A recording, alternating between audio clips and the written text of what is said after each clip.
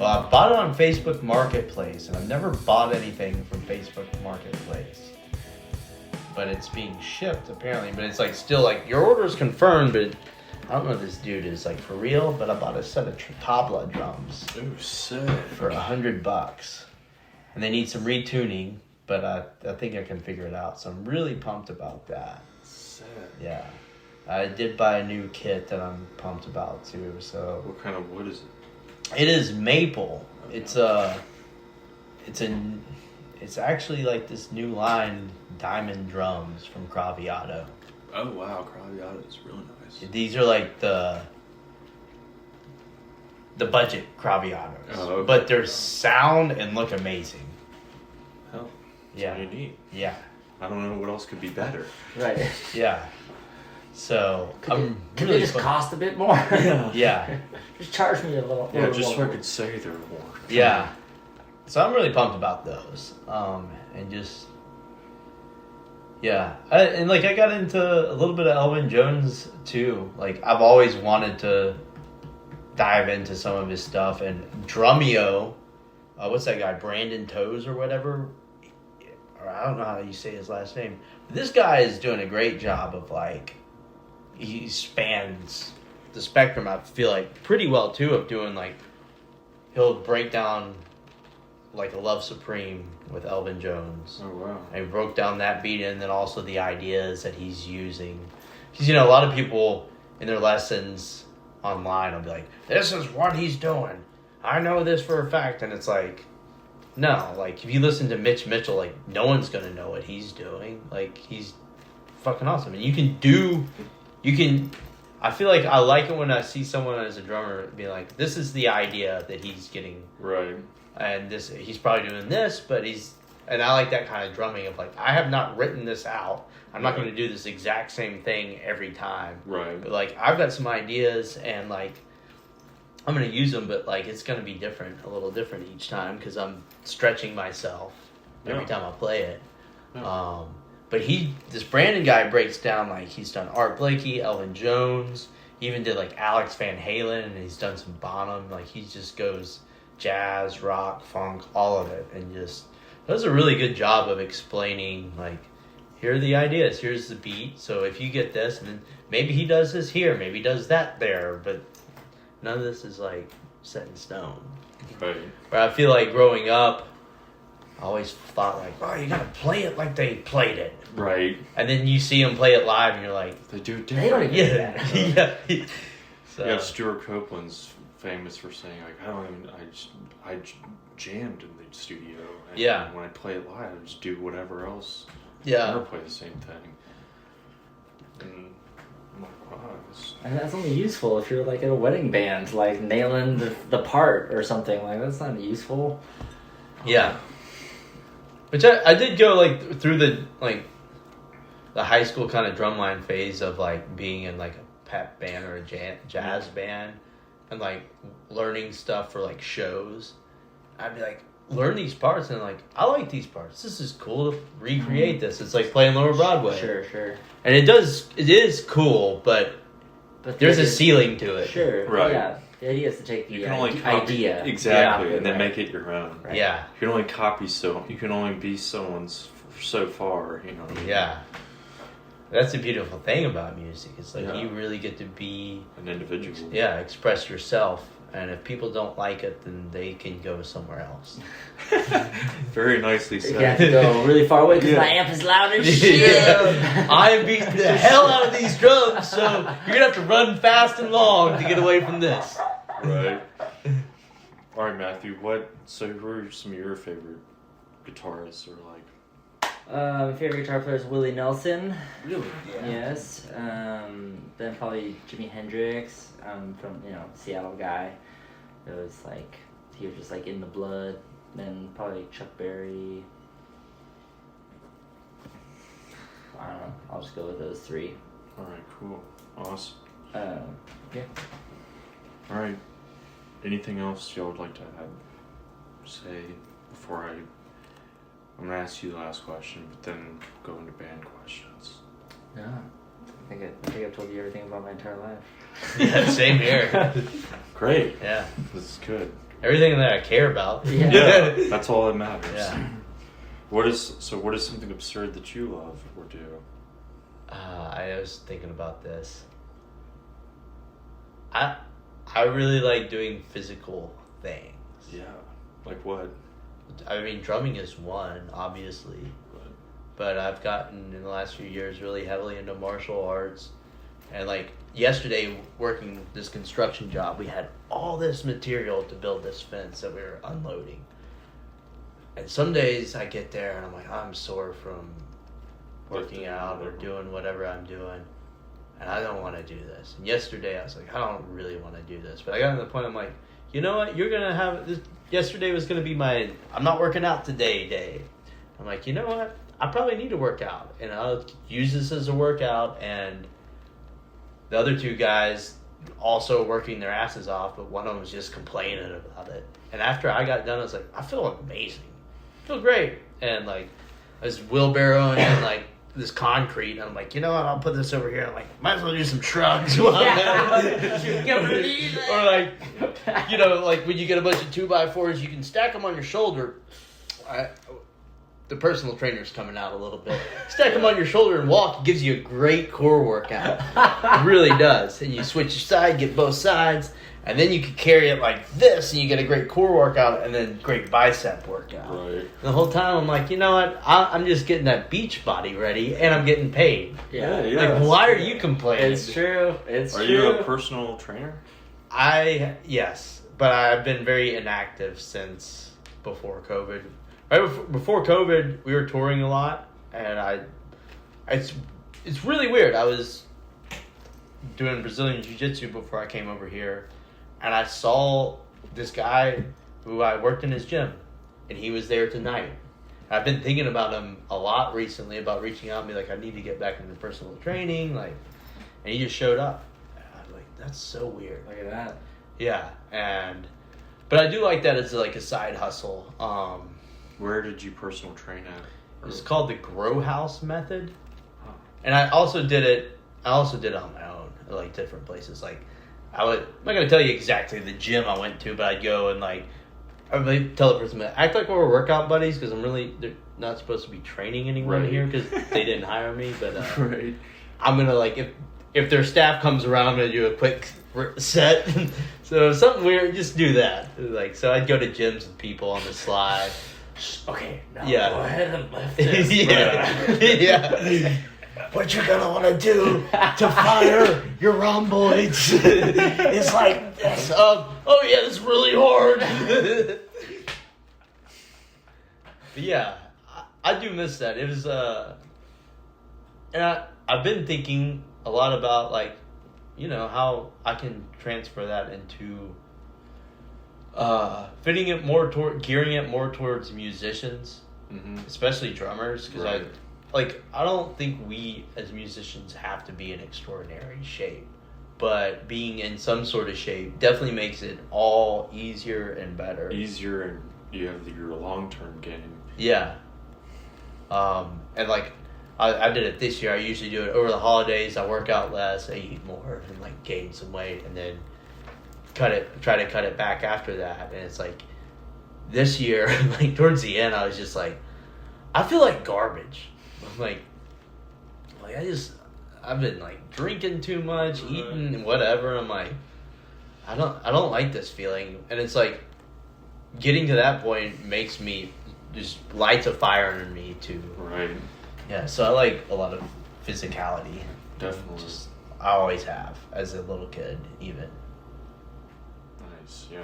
I'm the same way. I always have to be moving. I Yeah. never get bored, can't really sit still. I mean, I can sit still if I have a thing to focus on. Then you're tapping. Yeah. And I'm like, I gotta move something, I have so much energy, Jesus. Yeah. Yeah, you're a true drummer. Yeah. I would climb all the trees in my yard. Yeah. I was a big rock climber, so I just went to climb last week with a buddy. Yeah. Nice. I'm not any good at it, but I do love it. Yeah, I mean, it's great for your hand strength. Yeah. I haven't climbed in a gym in a while, but I go down to Chattanooga and go outside. Right, they have a bunch of great outdoor stuff. I down mean, there. at the bottom of my street were like boulders the size of this house, if not bigger, and I would just climb them with my friends, you know, Yeah. play airsoft and run away from each other and shit. But yeah. Climb shit, shoot shit, chase shit. Yeah, exactly. Yeah. Then I'd drive to the back of the mountain, go off-roading, you know. Yeah. All American dream. Shoot my guns. Yes. You know, drink my whiskey. Living the dream. Right. Alright, cool. Now we're gonna get to band questions. So, I already asked y'all, like, how'd y'all met? Y'all met on Craigslist. So then y'all formed, and then how did y'all find the other guy that's in y'all's band? Dylan had moved from Gettysburg with his band, the Static Trees, and he played in it with Nikki Barber, who's in the Minks now. And they were great, and they came to our shows, and we kind of met them through there. And y'all been in a band, what, 10 years now? He's been with us for 8? No, 9? 8? We've been almost, we're coming up on 12 years, right? Yeah. Wow. With Dylan. With Dylan. 12, Zack and I, and Dylan was 3 years after that. Yeah. Wow. And Dylan's coming up on 9. so no other members other than... No, we had Ollie Dog. He played harmonica with us for about 4 years, and he didn't really want to progress outside of kind of regular blues style harmonica, and we kind of wanted to do everything, other things, and so we parted ways. So it's just been the 3 of us. We had another guitar player playing with us for, I don't know, a year or so, but he had another commitment, and so we're just like, well, just settle into this until somebody else shows up. If not, you know, it's kind of like wait for the person to show up. Don't really have a perfect vision of like, well, the band needs to be this. It's been like, let's go play some shows and play songs and do something. Who sticks around? That's the. I mean, you do run into these people in Nashville or anywhere, but Nashville, you know, people will trap themselves. If it's not perfect, they won't release the recording or do the show, or they'll be stuck in their houses with something that potentially could be great. Sure. But no one will know. Right. Yeah. Some of the best songs I ever heard were just someone just sitting there playing it in their living room, and they're never gonna do anything with it. And it's like, okay, that was amazing. Yeah, you can inspire a lot of people. You're just not selfish enough to go make a career out of it. Yeah. Which is good, I guess. I don't know. There's a lot of ways to look at it, but yeah. I like both. I've started to appreciate just the idea of putting stuff out. Yeah. Absolutely. And not really just being like I definitely, like, we have, you know, the new album out, we're trying to push it, and I like that, and we should. Yeah. Also, like, it's like, sometimes it's nice just to be like, I did a song. Here it is. It's here. Here you go. You want to listen to it? Cool. If you don't, you can leave. Where you just like release something and then like you're like maybe people like it or whatever, and then months later you're like, hey, I really like that thing you did, and it comes out of nowhere, and you're like, great. Yeah, I'm trying to have like, I mean, I think that's one thing like with music and pursuing it is like not having any expectations, like really going for it, but being like, look, I feel like I do that with my relationships too. Like, I don't really know what's gonna happen. I don't really care. I mean, I do care, but you know, you can't. It's out of your control. Yeah, you can only control so much. Exactly. It's like that's also the beauty of life. Maybe it wasn't meant to be. And that's why it's awesome. Yeah. But yeah, no expectations. That's huge. I remember when I first moved here, I expected so much. A lot of disappointment. Yeah, right. Yeah. A lot of disappointment. When you pigeonhole yourself, you're like, I have to do this, and this doesn't happen, then I failed. Right, yeah. Right. Yeah, can't do that. That's discouraging. Yeah. I had to change the way that I thought. Right. Mm-hmm. Right. So what are some band influences that y'all have like come together? Like, I mean, y'all have individually given y'all's influences, but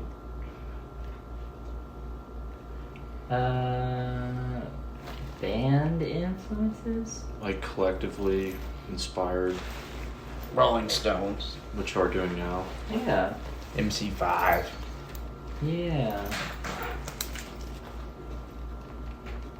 I feel like those were like the first ones that we started playing were like Yeah, those. Graham It Parsons. covers a lot. Yeah. The Stones cover so much. And MC5 is just like the fundamental punk band as far as like energy. So just like things with energy.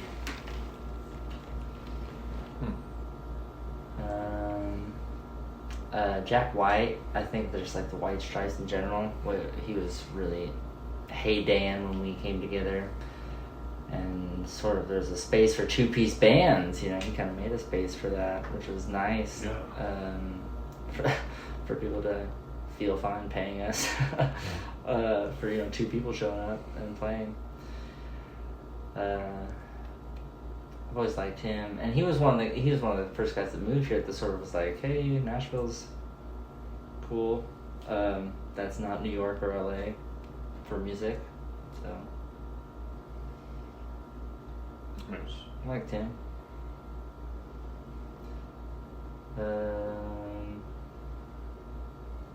Beastie Boys. Yeah. Nice. That's been a pretty heavy one, like on and off, like throughout, but just extra recently in the past few years. They've got the energy. Yeah. And just relentless contribution. Like they just kept. They were so creative. Yeah. With everything. They did a lot of different stuff. The Yes. breadth of their work is amazing. Yes. Every time I listen to them, there's something else to learn from it, and their musicianship, and like, I don't know. Watching that last set of theirs at Bonnaroo in 2012? Yeah. 12? I was there. He was there. Damn. I recently rewatched it, and I was just so blown away just by the variety. I was there, but I didn't see the Beastie Boys.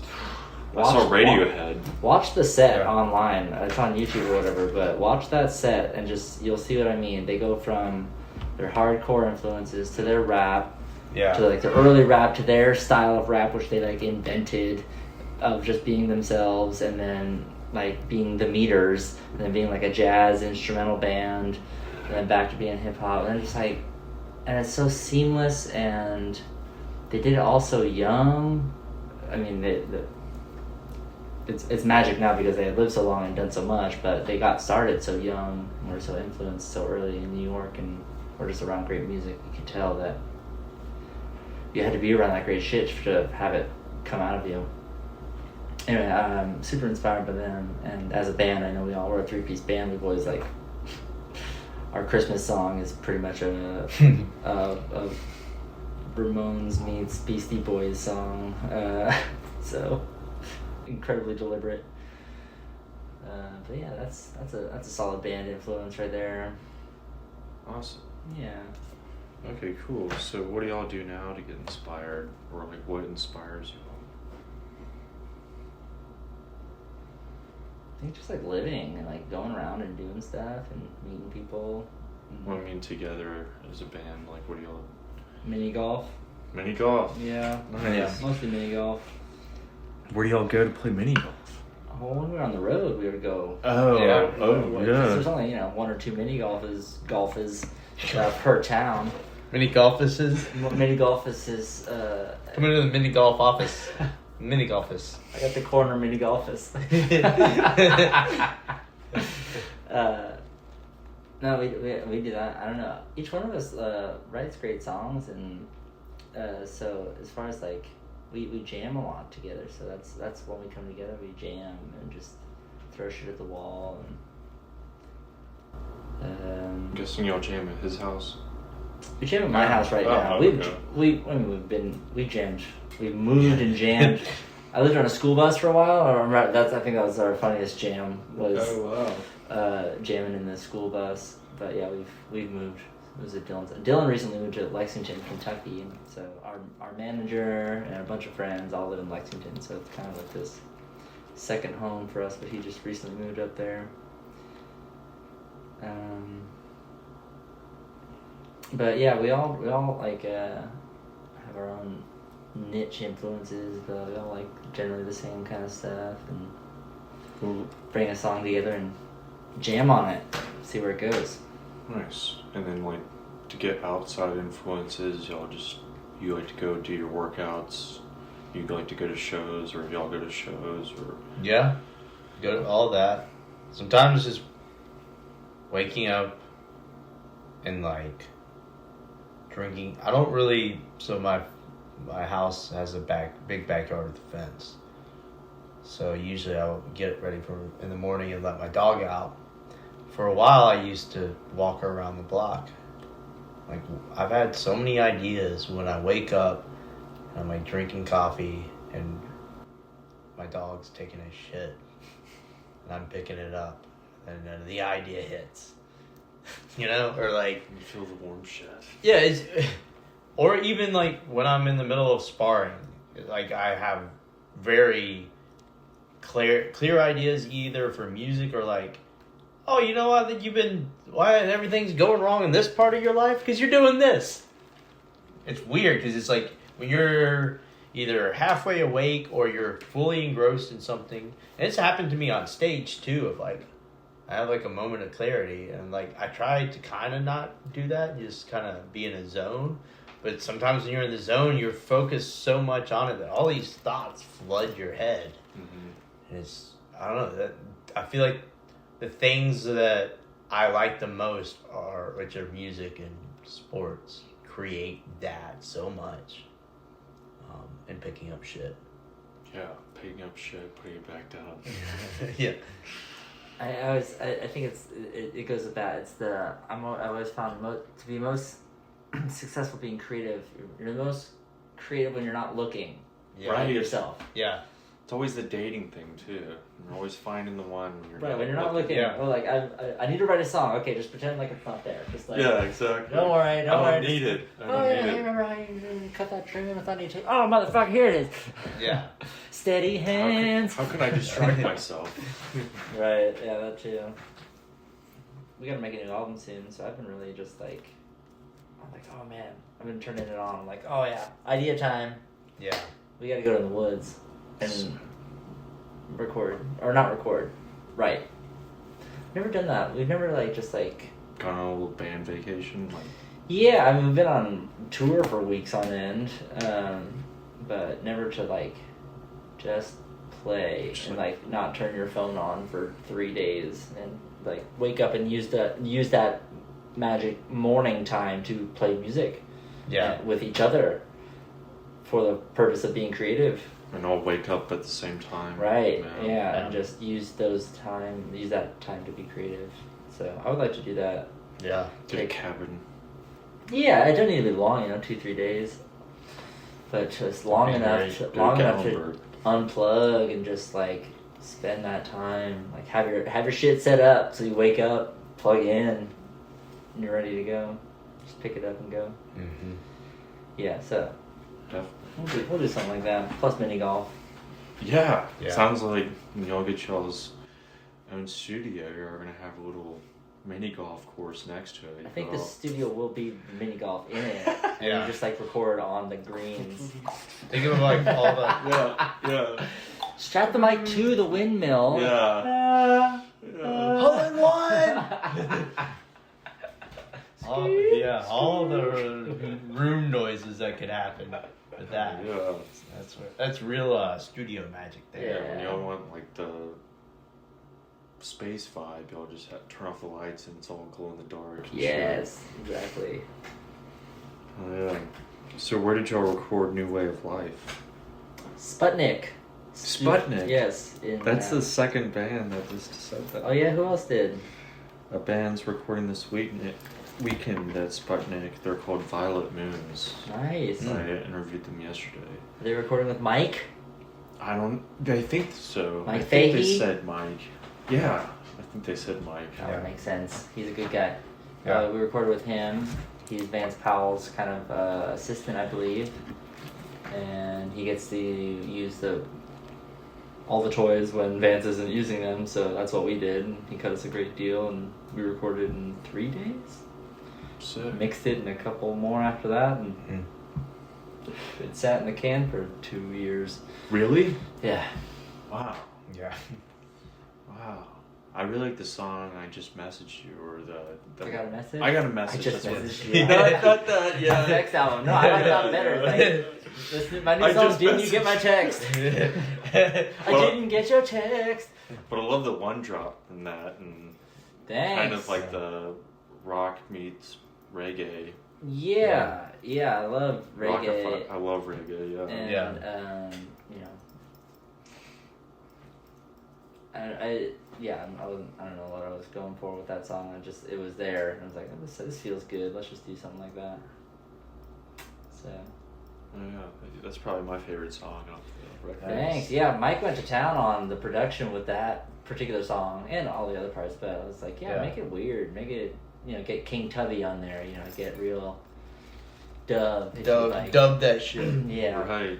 Yeah, I thought it was like the perfect melody of like rock in its purest form meets reggae in its purest form, and not so much being like rock reggae, if you know what I mean. Sure. If that makes sense. That was, yeah. It's a fine line to walk. It is, yeah. And a lot of bands have done it, and they've done it well, but you can keep them both like separate but still in the same. It's kind of crazy. Yeah. Again, like the Stones did a great job. I mean, they played blues, country, rock, whatever, and then also reggae. They did a great job. Great reggae band. Yeah. What, I don't know if I know the reggae tunes by the Stones. Hey, Negrita. Hey Negrita is a great Stones reggae song. Oh, cherry, oh, baby. Yeah. And then How do you know what the album is that these are off of? Cherry Baby's on Black and Blue, I think, right? that sounds right. Hey Negrita is that Goat's Head Soup? I think so. I need to Ron listen. Wood is on that album, so it might be the one after that. I don't know. I need to listen. I to think more Keith. stuff. Oh, dude, you're gonna love this one. He did it with the Expensive Winos, but the song fucking rips. Make it too rude. Too rude. I think it's Mm-hmm. Wanted you, little too bad, little too rude. Yeah, that's a great one. Fucking 1989, jumped up Keith, fucking reggae in with the Expensive Winos. Had a lot of soul for sure. But Toots was my favorite guy. I lost him this Toots year. the Maytals. Yeah, so he was definitely up there for me.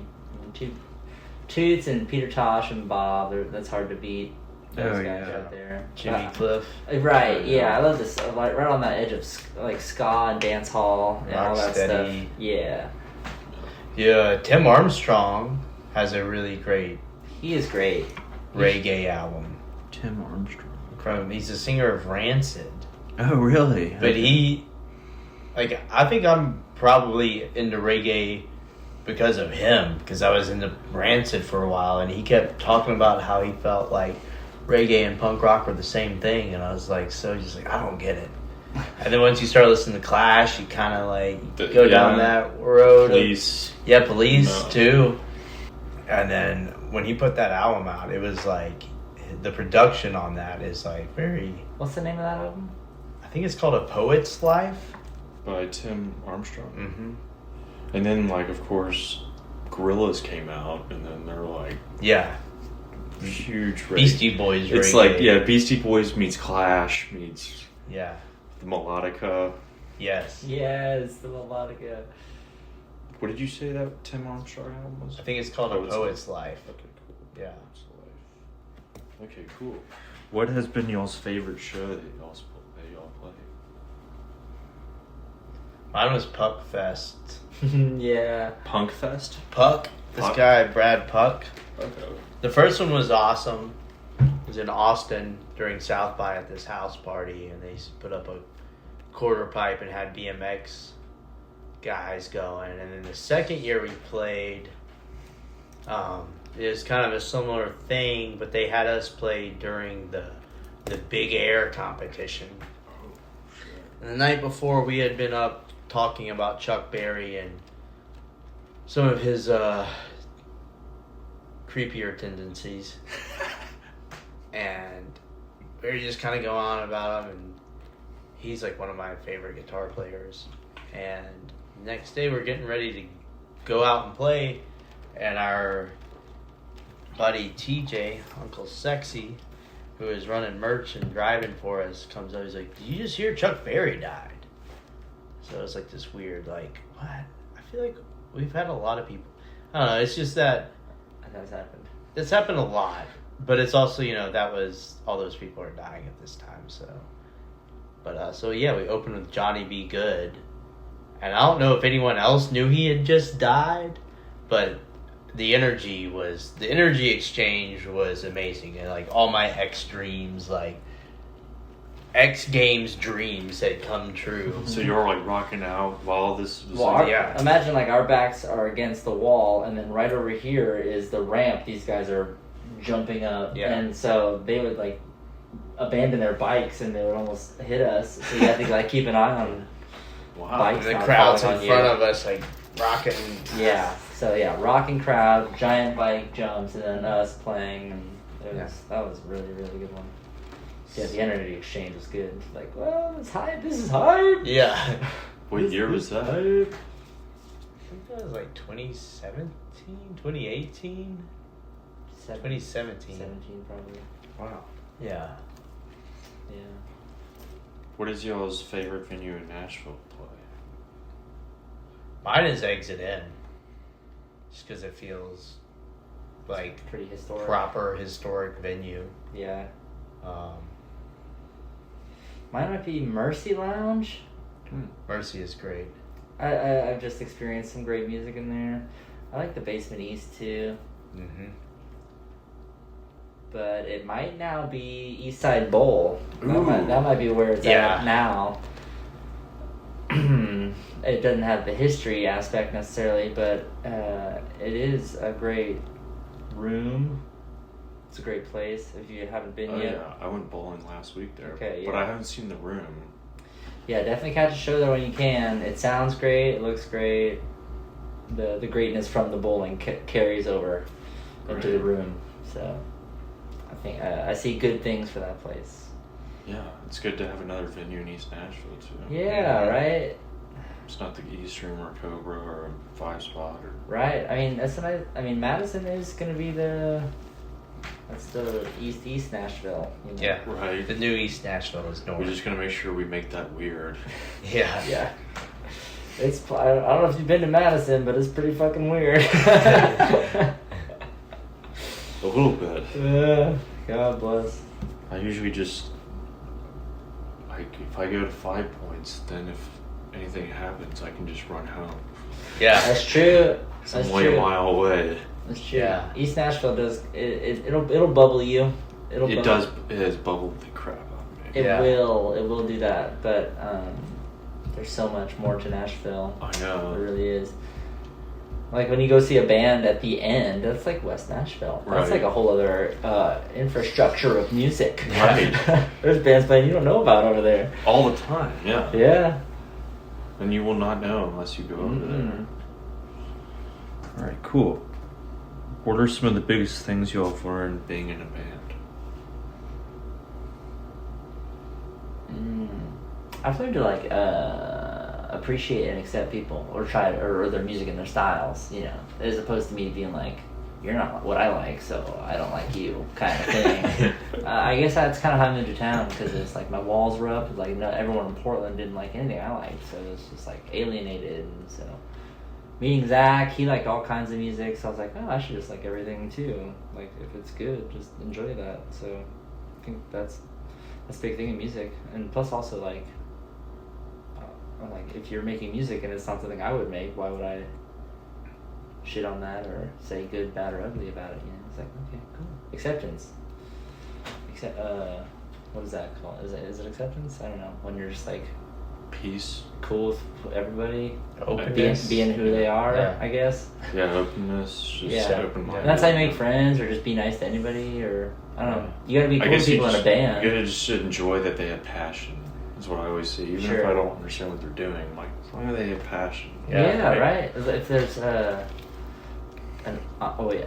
Ben from the Minx, we were discussing this. Was like, what are we going for when you see a good show and like that was a good fucking show? What was that thing that switched that was like, oh, that's a good show? What is that? What are we going for and what is it? And he's like, when he put it well. It's like when someone is playing authentically, genuinely playing from their soul, or like authentically playing, like, oh yeah, that's what I think we're striving to do. And that's what I think we're impressed with when we see it. So I don't know, that's why I learned in band. Band camp. Do you have anything you want to add to that, or I feel like patience. Like even like it's like talking about like being in a high activity kind of person when you're in a van for 3 hours and then you load in, so you get a little ready to go, and then you sound check, you're ready to go, and then you have time. You know, like you don't get to play. And like it's like, yeah, during the playing, like I can think of maybe a few shows where I'm like, oh man, this is not the best crowd or like bar like stuff, but it's like every time there's something that I'm getting from the playing portion. So I love the playing portion. It's every time I love it.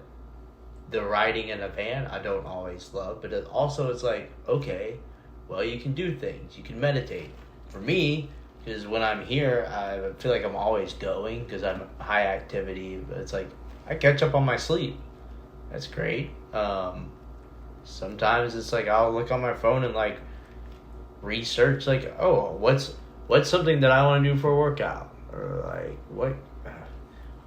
what do I need to do to like make more like money on the side or something, like weird stuff. Like there's so much time in a day, and if you're patient and not always trying to like do something or pissed that you're not doing something else. I think patience and maybe even more so presence, being present in a moment, I've learned. I'm not a master at either of it, but just kind of being like, okay, I'm here now. Like, what can I do to make it worthwhile, as opposed to like, I'm bored. Right. What do I do between sound check and playing in Boise, Idaho on a Tuesday? Right. Yeah.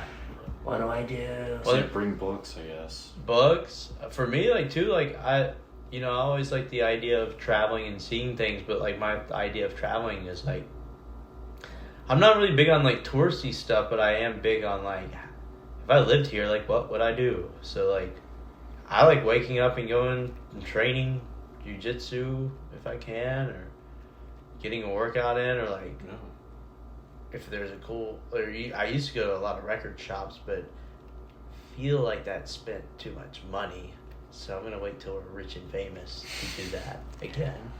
But yeah, just like finding time, even if you wake up, like, and it's usually like, if I wake up and go to like work out or something, or do one thing in town, then it's like, all right, cool, I can deal with like the rest of the day being kind of chill until we play the show. Right. You gotta get that energy out. Yeah. And the show does it a lot for me too. It's like not every day do I want to be super active. Some days I really do want to sleep and recover because I'm sore. But we move a lot of gear. Yeah. That's a workout. Yeah. Right. I look at that as exercise now, not as a chore. Yeah. Yeah, it's exercise. But patience is important because because you have to like, all right, load-in's at 3 and we're 600 miles away. We have to drive 100 miles an hour for the next 6 hours to get there, and then wait around for another 2 hours before we play. Show up, the sound man's grumpy. Like, yeah. The bartender thinks you're not going to tip them, and so they're kind of pissed off at you. All this stuff is just like, all right, well, usually after we play, everyone's happy. Yeah, right. Everyone's usually pretty happy. Or they're like, oh, I'm sorry there weren't more people here. You deserve it. So it's like, okay, like just realizing the present situation and making the most out of it. Right. And then also, I guess, just like putting someone putting yourself in someone else's shoes. They don't know who you are, don't know what you're going to do. Yeah. You can understand their skepticism, and then you have empathy, and then you don't have to worry about it. Yeah. Yeah. I use a lot of Stoic philosophy in order to not take things personally. Yeah, I do too. Yeah. It's like people are weird and complex. Yeah, exactly. And you can. There's no way to understand everyone and what they're going through, so it's like you just kind of let it be. Or like that's the worst thing about text messaging. Like if I'm talking about if I'm talking about something intense or like something that needs to be clear, I don't like to text it. No, yeah. Like, and like I've been in so many arguments over text when neither of us started angry, but somewhere it was like, you said this. I'm like, yeah, and I meant that. So you're like, oh fuck, that's where we lost control. You used too many periods. It pissed me off. Yeah, you just don't hear the inflection of their voice. Right. You can derive a lot of wrong meanings from just reading. Easily, yeah, definitely. I don't think I asked you this earlier, but what are one of the biggest things you've learned living in Nashville?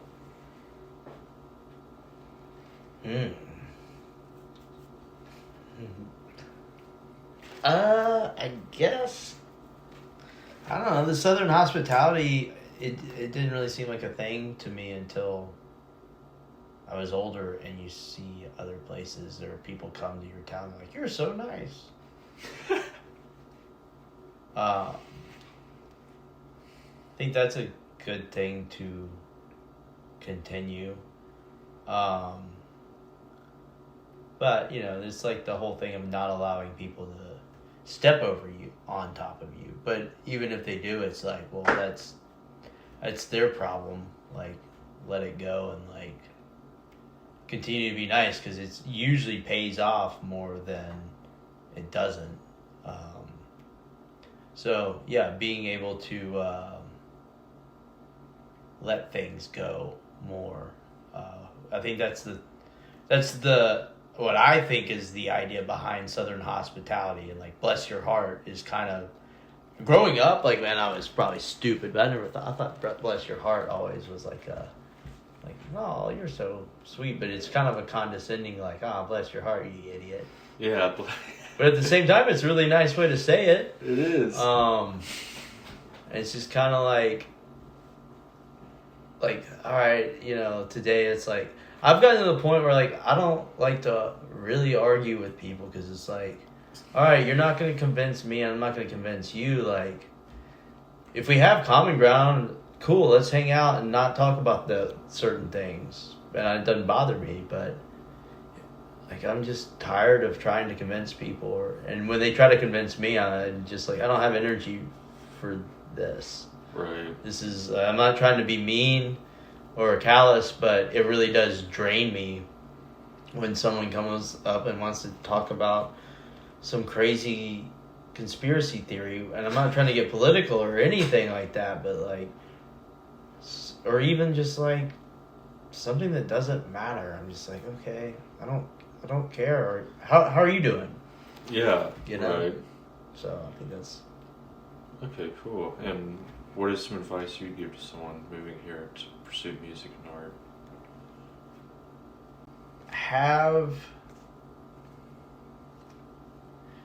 I don't like the idea of like plan Bs. Right. Because, I mean, you could probably say that, like, well, I had a plan B because I went to college and worked, but I didn't really pursue any work to the extent where I feel like I have a future in those fields. Like when I worked for an billboard advertising agency, I did it for 6 months. Most of my day jobs have been like, yeah, I'll get the job done, but I'm not going to be like moving up in this company. Right.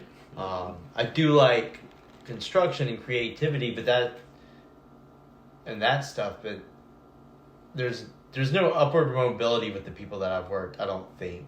It's kind of more just me learning handy stuff and making money and having fun doing it.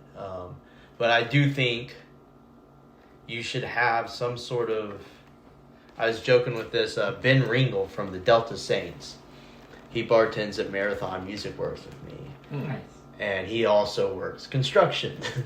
And we were joking like, oh, you want to be a musician in Nashville? It's like, how well can you swing a hammer? How well can you make a drink? It's like, finding something, and I feel really fortunate for all the side hustles I've had and been able to do, but having some sort of skill where it's like, and it could be like, well, you can work remote. Like now, that's a big thing with COVID. Most people can work remote, but before is like having a remote job was such a luxury, especially as a musician. It's like, can you build websites for people? Like, can you do something that doesn't require you to be in a specific place at a specific time?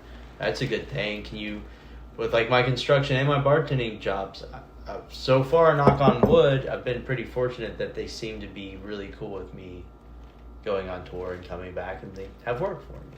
Yeah. So I'd say finding something that can pay your bills so that you can pursue what you want artistically, and you don't have to take that first record deal because you need to eat. And like, I'm not trying to like talk down the people that do that, because I completely understand it, but there's a lot of people that are throwing contracts in your face that are not going to be beneficial to your long-term creative career.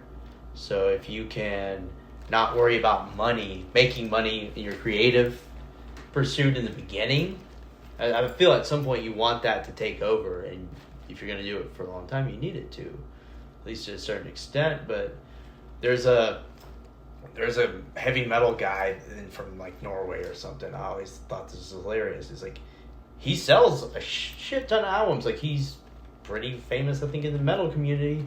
He's always kept his job as a postal worker. Wow. He's like, I don't want to ever have to make a decision creatively based around money. Like, which I thought was pretty cool. Yeah, you make a great point, yeah. And I don't know that I'm like fully subscribed to that. Like, I'm always going to be working. I'd rather not. I'd rather just be able to play music all the time. Sure. But to be able to like do that, that's, I'm not saying like focus on that, but if you can find something like that, like if you're a young kid, if I had to do it all over again, I'd probably play music as much as I did, maybe even more. But also, if I went to college, maybe try to go to learn something like construction a little bit better, or go straight to the bar scene. And because the bar scene in Nashville, if you want to work, is very, who do you know? Like, where have you worked? Oh, you worked here, you know that person? Cool. Here's a job. Right. I feel like it's a lot of stuff is like that. So. Right. It is good to, I agree too, when you separate your passion from your money, because they say, if they don't pay you, they can't tell you what to do. Yeah. So if you make your money somewhere else, you can do whatever you want creatively and go in whatever direction you want, because you have control of your finances and your creativity. Yeah. But yeah, some people sacrifice one to halfway get the other. Yeah. I feel like we've been fortunate with us that I don't think either of us are like chasing this $1 million deal or something. I mean, we want to make as much money, obviously. Yeah. But it's like, what? My thought too is like with being content with your present, like, if ever I get down, I'm like, well, I just played music for a week and I came home with as much, if not more money than if I had been swinging a hammer for a week. So that is fucking awesome. Hell yeah. So, win. Yeah. At the end of the day, that's what I care about. I do get sometimes analytical of like, well, there are this many people there, and so now I'm worried that. But that's all. It's all bullshit. Don't worry about that. Just keep doing it. You know. Awesome. Okay, great. All right, now I'll ask y'all the last question. Basically, what I just asked you, but as a band, what advice would y'all give to another band who's going to move to Nashville? Get soft t-shirts. Yeah. Okay. Yeah, get real soft shirts. You're going to want shirts people don't want to wear. That's a very good point. Yeah. That's a very good point. We're actually, we're really more t-shirt salesmen than we are anything else. We got pretty good at it, I'm not going to lie. Yeah. Merchandising. You've got the hats. We've picked great artists. We've picked good merchandise. It's been like people are happy to wear it. It's like we're dealing in good things, you know. It's good to have the fashion with the music, you know. It'll pay your bills, you know. It's tough to get that first batch of shirts, but when you do, take that profit, put it back in, keep it going. Yeah. Do the thing. I know it's a bit of a pain, but yeah.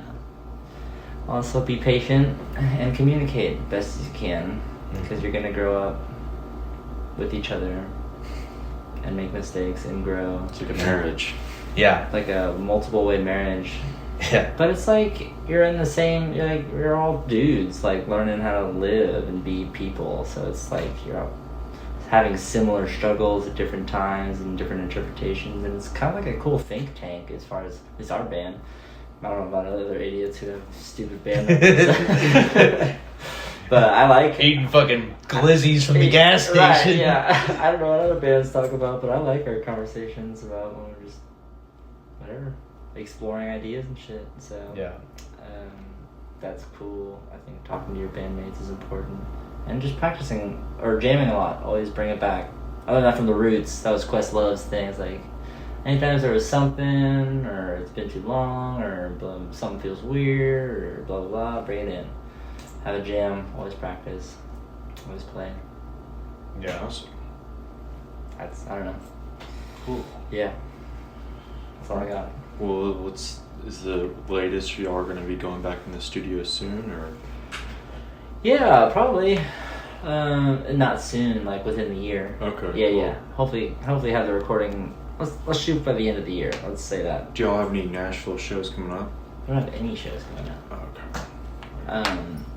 They're getting booked right now, but the world is a little weird right now. So we're just kind of playing it by ear. We do have a booking agent, and it's just the music industry is a bit of a game. So gotta start selling concerts in the metaverse. Right, yeah, we're gonna start having concerts in Fortnite or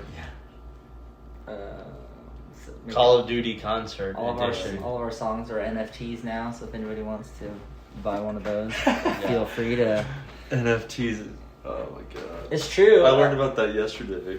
It's true. NFTs are the future of music, and on the cutting edge. Oh my mind. I know. Which is funny that we're using we're using the extreme cutting edge of technology to try and talk people into coming into a room to be with each other and listen to music. It's like the most organic. We're trying to promote the most organic thing you can do, just like being together and dancing and singing. And it's very controversial right now. Yeah, that too. And we're using digital blockchains and Bitcoin to get people into this fucking room. It's funny. Well, yeah. Well, guys, thank y'all for being here. Hey, thank you. Interrogate y'all. Yeah, it's fun. Yeah. Cool. I feel like interviews are good band therapy. Bands do lots of interviews together. Band therapy. Yeah, it's also true. Get a guy that's not affiliated that can just listen to everyone's problems. Yeah, exactly. It's good. All right. Awesome.